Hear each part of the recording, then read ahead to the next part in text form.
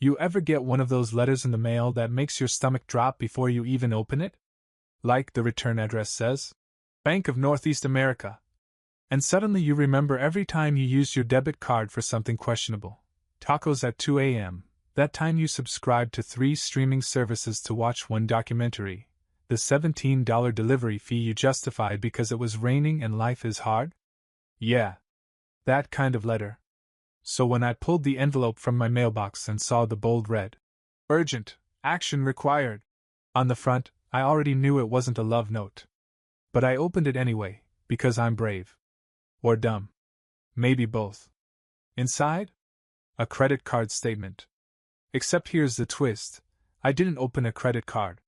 Not with Bank of Northeast America. Not in the last decade. Not in my entire adult life. And yet, according to this delightful financial horror story, I owed $12,437.93 on a card I had no idea existed. Complete with interest, late fees, and a lovely final notice before collections. I stood there in the hallway of my apartment, shoes still on, keys dangling from my fingers, rereading the statement like maybe if I blinked hard enough it would turn into an Olive Garden coupon. Nope. Still there. Still owing more than I made in a month. I checked the name. My full name. My legal address. My birthday. All correct. There was even a line that said, "Account opened, November 19th, 2022. I was 100% sure of one thing. I didn't open this. And that's when the weirdest thing happened. I didn't panic. I didn't scream. I didn't call the bank in a rage or throw the letter dramatically into the trash. I just sat down on my couch, looked out the window, and thought, okay, who would do this? That list was short. Extremely short. See, I've always been kind of boring when it comes to credit. I never co-signed loans. Never lent my social to roommates or friends. Never helped anyone start a car lease or phone plan. Which leaves only one group of suspects. Family. Now, if you've ever grown up in a household where loyalty was preached harder than church sermons, you know exactly how this kind of betrayal feels. Like swallowing a rusty nail. See, my parents are, well, let's say resourceful. That's the polite word. My mom can borrow something for 6 months and genuinely forget it was yours. My dad's favorite catchphrase is, "We're all one family. There's no mine and yours." Unless we're talking about blame. Then it's absolutely yours. Growing up, I was the good kid. Never complained. Never got in trouble. Paid my way through community college working warehouse shifts and eating peanut butter from a spoon. Meanwhile, my younger sister, Mandy, crashed 2 cars by 20 and somehow still got upgraded to a third-hand BMW. Me? I once asked if I could borrow Dad's truck to move apartments. He said, and I quote, "Gas ain't free, bud." So when I called my parents that evening, hands shaking, credit reports still loading in the background, I didn't ask questions. I just went straight in. "Did you guys open a credit card in my name?" There was a pause. A weird one. Like someone had just been caught mid-bite in a crime they weren't supposed to be snacking on. Then my dad cleared his throat. "That depends," he said. "Depends on what? On whether you're talking about the Visa or the MasterCard." My mouth actually dropped open. Like, I know people say that a lot. But this time, I swear it happened in real life. "Are you serious?" I asked. "It's not what you think," he said quickly. "We just needed to float some expenses for the holidays. You weren't using your credit. And technically it's still your family's debt." Those words. Still your family's debt. Like that made it better. Like that somehow made it okay to steal my identity and max out a card without telling me. And just like that, the emotion drained out of me. All the anger, confusion, disbelief, gone. I didn't yell. Didn't scold. Didn't ask him to fix it. I just said, "Okay." Because in that moment, I realized something. I didn't need to argue. I didn't need to convince him he was wrong. I just needed to make one call. And when I did, things started unraveling faster than he could say. Family values. The thing about betrayal? It's quiet. Not like a heist. No alarms. No dramatic music. Just you, sitting alone in your apartment, reading a credit card statement for a card you never opened, with your name, your social, and a $12,000 balance you didn't spend. I didn't panic. I didn't yell. I just sat there, thinking there's no way. But I already knew who did it. Because the list of people with access to my info was short.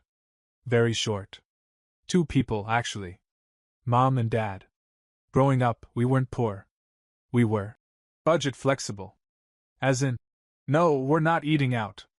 We're bonding over boxed mac. Dad called it character building. Mom called it learning to live within your means. Apparently, my means were just flexible enough to support their lifestyle.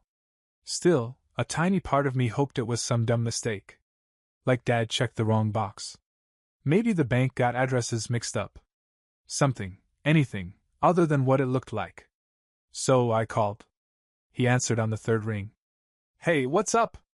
I didn't bother with small talk. Did you open a credit card in my name? Silence. Then, why would you ask that? Not. No. Not. Of course not. Just deflection. Classic. I got a statement, I said. With my name and info. 12 grand in charges. He sighed. Not like someone caught red-handed. Like someone annoyed they were being asked to explain. It wasn't supposed to be a big deal, he said. We needed to cover some stuff during the holidays. Groceries, car repairs. It's not like you were using your credit anyway. You maxed it out. We're paying it down, he added quickly. We've got a system. Right. I almost laughed. Dad, that's fraud. Don't be dramatic, he said. It's still your family's debt. Those words sat with me like a bad aftertaste. Still your family's debt. As if DNA gave them the right to sign my name, burn my credit, and dump the fallout at my feet. And the worst part? He sounded so calm. So entitled. Like this wasn't a betrayal, but a shared inconvenience. Like I was just being selfish for noticing. I didn't scream. Didn't argue. But something in me snapped. Because this wasn't the first time they'd taken something that wasn't theirs. Just the first time it had a 4-digit minimum payment. I thought about the time they gave my room to my sister while I still lived at home. Or when I got into college and my mom said, "Are you sure you're cut out for it?" Or how they always talked about supporting me while I worked 3 jobs and they let my sister borrow the car I paid to repair. And now they'd stolen my credit. Because I wasn't using it. I ended the call before I said something permanent. Not because I didn't want to. But because I needed time. Time to think. To breathe. To respond, not react. Because if they thought I was just going to eat this debt and call it family loyalty, they were about to learn what it really meant to owe someone. I didn't go to work the next day. Called out sick, which was technically true if sick of everyone's crap counts as a diagnosis. Instead, I sat at my tiny kitchen table with my laptop, a cold coffee, and a spiral notebook I stole from my last job, and started making a list. First, what accounts are in my name? Because if they opened one credit card, why stop there? I pulled my credit report. There it was. Not 1, but 3 open accounts. 3 different credit cards. All maxed out. All opened in the last 14 months. And not just that. One of them had already been sent to collections. Another was teetering on default. The third had a billing address listed as, my parents' home. I felt like I'd been punched. Not hard. Just slow, and repeatedly. Each line item was another slap in the face. $742 at a big box store. $1,305 at a dental office, which I was very sure wasn't my mouth. Even a payment to something labeled Sage Glow Wellness and Spa. I hadn't had a vacation since 2016, and these people were out here recharging chakras on my credit? That's when it hit me, they hadn't just dipped into my credit. They'd used me. Like I was a backup battery for their bad decisions. And I knew, they'd justify it somehow. Probably already had. Dad with his "we're family" speech. Mom with her "we were just helping you build credit" line, which, by the way, only works if you actually pay the balance. And the more I thought about it, the more I realized something I hadn't wanted to face. This wasn't a slip-up. This wasn't desperation. This was entitlement. They thought it was theirs. My credit, my future, my silence, all assumed to be shared property in the sacred name of family. I mean, these are the same people who once asked me to co-sign a loan for my sister because you're responsible and she needs a break. The same ones who didn't come to my trade school graduation because it's not a real degree, sweetie, but we're still proud. This had been building for years. I was just too busy trying to survive to notice. So I spent the rest of the day researching, printing, highlighting, building a folder thicker than my lease. I created a spreadsheet with every transaction, cross-referenced billing addresses, tracked usage patterns. I even called one of the card companies under the guise of updating my contact info, just to confirm the phone number on the account. It wasn't mine. It was my mom's. When the rep read it out loud, chipper, like she was reciting today's lunch specials, I had to mute myself so I wouldn't laugh. Not because it was funny, but because sometimes, when life hits you with a betrayal that deep, the only sane response is hysterical disbelief. After I hung up, I sat back in my chair, staring at the wall, heart pounding for a different reason now. I wasn't scared anymore. I was done. Done trying to rationalize it. Done hoping for a call that said, "We're sorry." Done pretending this was a misunderstanding when it was, very clearly, theft in a Hallmark wrapper. But here's the thing about me. I don't blow up. I don't yell. I don't post screenshots or start drama or call cousins to stir the pot. I document. I build. I wait. And then, when the moment's right, I make one move, the kind you can't walk back from. That night, I pulled out a new legal pad and wrote 2 words at the top. Next steps. And underlined them. Twice. Her name was Tara. We'd gone to high school together, me, a borderline burnout with a part-time job at the car wash, and her, the girl who once argued a substitute teacher into retirement. She was brilliant. Unshakable. The kind of person who didn't blink during chaos, just adjusted her glasses and started quoting civil codes. Now, she was a fraud attorney. I hadn't talked to her in years. Not because anything bad happened, just life. But I still had her number. And after 20 minutes of staring at my next steps notebook, I finally texted. "Hey. Random question. You still doing financial law? Like the shady family kind?" She replied in under 5 minutes. "Absolutely. Who am I suing?" And just like that, I had a teammate. We met for lunch the next day. I brought the folder, the spreadsheets, the call logs, even the credit report with all the nightmare transactions circled in red like a crime scene. She flipped through the stack, nodding, her face getting tighter with every page. "Let me guess," she said. "Your parents opened these in your name, told themselves they'd pay it off, then decided oops, too bad, and hoped you'd either never notice or never fight back."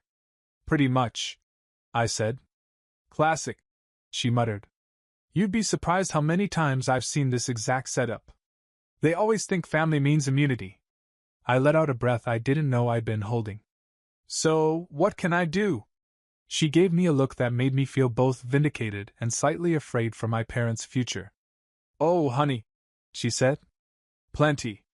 She walked me through the basics. I had a strong case, not just because the evidence was solid, but because they were dumb enough to leave digital footprints all over it. Her eyes actually lit up when I mentioned the phone call I recorded. "You've got them admitting to unauthorized use, linking it to their address, and minimizing it in real time? That's gold," she said. We went over next steps. She suggested starting with a formal notice, a cease and desist on all current accounts, plus a demand for full repayment and removal of my name from any open lines of credit. Nothing too aggressive yet. Just formal. Paper trail. Accountability. Leverage. "If they respond reasonably," she said, "we clean it up quietly. If they push back?" She shrugged. "Then we escalate. Civil suit. Damages. Maybe even a fraud report." That last word, fraud, still hit me weird. Like I'd borrowed someone else's life. Because what kind of person has to lawyer up to defend themselves against their own parents? Apparently me.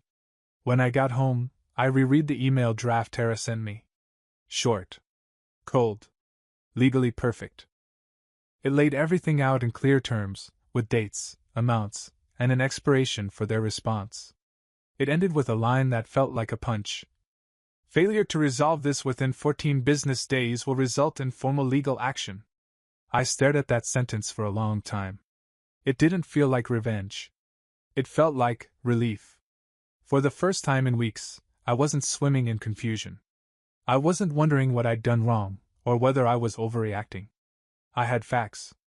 Support. A plan. And if I was being honest, I couldn't wait for them to read it. Because I knew my dad. He hated being challenged. He'd spent my whole life being the loudest voice in the room, the one who got the last word, the final call, the benefit of the doubt. Not this time. This time, I had the paperwork. And he wasn't going to talk his way out of this one. I didn't send the letter right away. I gave myself one more day. Not to rethink it, that ship had sailed, but to process what I was doing. I wasn't just calling them out. I was cutting the cord. The one they'd been yanking on for years. Every time they wanted something, every time they needed to guilt me into silence. They used my name. Now I was going to make sure it meant something again. They called within 6 hours of the letter hitting their inbox. Not replied. Not emailed. Called. 4 times. I didn't answer the first 3. I wanted them to sweat. Let it settle in that I wasn't playing the role anymore. The obedient son, the family team player, the guy who always understood. On the 4th call, I picked up. Are you seriously threatening us with a lawyer? My mom burst out before I could even finish saying hello. I'm seriously trying to clean up the financial mess you made using my name. I replied, voice flat. We're your parents, she snapped. You think we'd ever hurt you on purpose? You opened 3 credit cards in my name, maxed them out, missed payments, and never told me. Intentional or not, that did hurt me. That shut her up for a second. Then came my dad's voice, sliding in like he was saving the day. All right, look, he said. Let's not make this into some courtroom drama, okay? We're family. We can work this out between us. No need to bring in lawyers and make things worse. Worse for who? I asked. For everyone, he said quickly. Why ruin the relationship over some temporary debt? It's not like we bought a house in your name. I actually let out a dry laugh. Wow. So that's the bar now? At least we didn't buy real estate? He didn't answer. You keep saying temporary, I continued. But those cards have been open for over a year. One's already in collections. My credit score dropped almost 90 points. And I had no idea until I got a letter threatening legal action. But sure, yeah, temporary. I could hear the tension crackling on the line. They weren't used to this version of me. The one who didn't backpedal. The one who didn't give them room to wriggle out. We were going to pay it off, my dad muttered. When? I asked. Before or after the interest hit 30%? He went quiet. Then the guilt phase kicked in. We raised you. You wouldn't even have a credit history if it weren't for us, my mom said. And there it was, the classic pivot. I knew every play in their playbook. The guilt. The gaslight. The reframe. You're welcome, I said, with a sharpness I didn't bother to hide. Over the next 2 days, they tried everything. First came the love bombing, texts about how proud they were of me, how much they missed me, how I was the rock of the family. Then the justifications. We were just trying to help Mandy through a hard time. She needed dental work. Your credit was the only one in good standing. Your credit score will bounce back. It's just a number. And my personal favorite. You always bounce back. You're the strong one. Translation, you can take the hit. You always do. But not this time. I stopped responding. Didn't text. Didn't call. Let the unread messages stack like a wall between us. Then my cousin Melanie reached out. Hey. Your parents are telling people you're having some kind of breakdown. Are you okay? A breakdown. Because apparently the only way they could explain me finally setting boundaries was to frame it as mental instability. I'm great, I texted back. Just finished paying my rent on time and didn't steal anyone's identity today. You? She replied with a crying laughing emoji and, let me know if you need backup. I didn't. What I needed was clarity. And now I had it. They weren't sorry. Not really. They were just shocked I'd fought back. Because for years my role had been simple: absorb the damage, laugh it off, keep the peace. Be grateful. Be forgiving. Be available. But this wasn't about family anymore. This was about trust. And they'd broken it, casually and completely. So I started making the real calls. Not to them. To the card companies. To freeze the accounts. To initiate disputes. To submit identity theft affidavits. Each time I spoke to a rep, I could feel something unspool in me, something tight and heavy that had been there for too long. Shame. Guilt. Fear of being too harsh. I let it all go. By the end of the week, I had 3 disputes filed, all accounts flagged for fraud, and one very satisfying police report number attached to my case file. I wasn't doing it to get them arrested. I was doing it to get myself back. And if that meant burning the last bridge between us, then I'd bring the matches. The first sign that things were starting to sting was a group text. Sent by my mom. To the entire extended family. Hi everyone, we're dealing with a financial misunderstanding and could really use some prayers and positive energy right now. Red heart. No mention of me. No mention of how that misunderstanding involved opening multiple credit cards in someone else's name and running them into the ground. Just a vague plea for sympathy, dripping in passive aggression. Classic. I didn't respond. But I screenshotted it, saved it in the folder labeled evidence, and went back to work. By then, all 3 card companies had accepted my dispute claims. The fraud flags were active. 2 of the accounts were frozen outright. One had already been forwarded to the collections department with a formal fraud alert attached. That's when the calls started again. This time, block numbers. I let them go to voicemail. Every message was a variation of the same theme. We're being humiliated. Do you really want to ruin your family over a few $1,000s? I can't believe you'd do this to us. You're punishing your mother for something she didn't even do. Oh, but she did.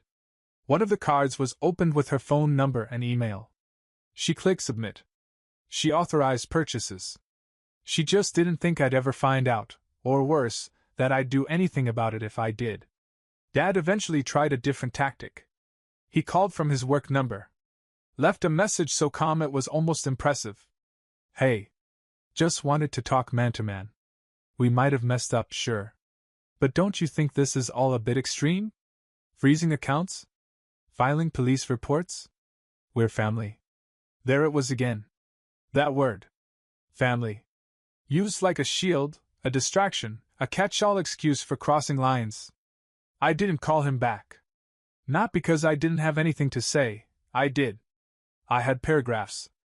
Entire monologues. But at some point it hit me. I didn't owe them an explanation. I wasn't the one who lied. I wasn't the one who broke anything. All I did was refuse to carry a debt, financial or emotional, that didn't belong to me. So instead of calling back, I did something else. I checked my credit score. And smiled. It had gone up by 21 points since the last freeze took effect. Small but real. A breadcrumb. Proof that cleaning up their mess was working. Then I filed for an extended fraud alert, the kind that requires anyone opening credit in my name to jump through federal-level hoops. I added a security freeze across all 3 bureaus. I even signed up for a credit monitoring service. Not because I'm paranoid. Because I've met my parents. And I know better now. I also emailed Tara, my lawyer friend, to let her know everything was moving forward. She called me 10 minutes later. Your dad left me a voicemail, she said. What? I blinked. How'd he get your number? I don't know, but it was impressive. He said he respects my position but hopes I can see the long-term damage I'm doing to a family unit by encouraging litigation. I snorted. Did you laugh or vomit? Both, she said. In that order. She asked if I wanted to proceed with the civil case. I told her yes, but not for the money. I just want them to know they're not untouchable. I said. I want it to be on paper. In a file. Something they can't pretend didn't happen. You've got that already, she said gently. You've done more than most people would. I didn't respond right away. Because she was right. And yet, it didn't feel done. Not yet. Because the people who told me were all one unit. Had split off the second things got hard. Because the ones who used my name for their gain were now using it to tell everyone I was unstable, vindictive, ungrateful. Because even after all this, they still hadn't said sorry. Not once. So no, I wasn't done. Not until they felt it. The way I had. The deposition wasn't dramatic. No outbursts. No sobbing. No courtroom theatrics. Just my parents, a beige conference room, and Tara sitting next to me in a navy blazer that said, "Try me. I dare you." They looked older than I remembered. Maybe it was the lighting. Or maybe it was the realization that, for the first time in their lives, their actions had consequences. We didn't exchange greetings. No hugs. No fake pleasantries. Just the lawyer from the credit card company reading off the timeline. 3 accounts opened in Mr. Carter's name. Authorization details match Ms. Carter's personal email and phone. Purchases made from your shared residence. No communication with the account holder prior to charges. Is this accurate? Silence. Then my mom, quietly. I didn't know it would go this far. Tara leaned forward. Can you define this far? Do you mean being caught, or being held accountable? My dad shifted in his chair. We thought we'd pay it off before he found out. You didn't, I said simply. He flinched like I'd slapped him. Good. Because I wasn't angry anymore. I wasn't even hurt. I was done. Watching them squirm didn't bring satisfaction. It brought clarity. These were just people. Flawed, selfish, and finally being seen for who they were without the filter of, but their family. They offered a settlement. Tara declined. We weren't there for cash. We were there for the record. The card companies would wipe the accounts clean from my history. My credit would recover. My parents would assume liability for the balances. And now that the accounts were frozen, they couldn't just pretend they'd vanish. After the meeting, my dad tried to talk to me privately. Look, he said, hand on my arm. We got caught up in things. It wasn't meant to hurt you. I looked at his hand. Then at him. You were never supposed to mean it. That's the problem. He dropped his arm. My mom chimed in behind him. We were desperate. No, I said. You were entitled.